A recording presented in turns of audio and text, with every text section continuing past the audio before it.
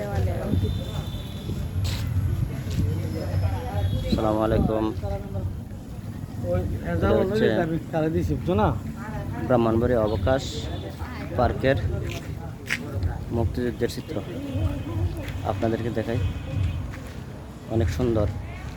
রাত্রের বেলা, দিনের বেলা হইলে অনেক সুন্দর হইতো, রাত্রের বেলা তো তাই ক্যামেরাতে আসে না।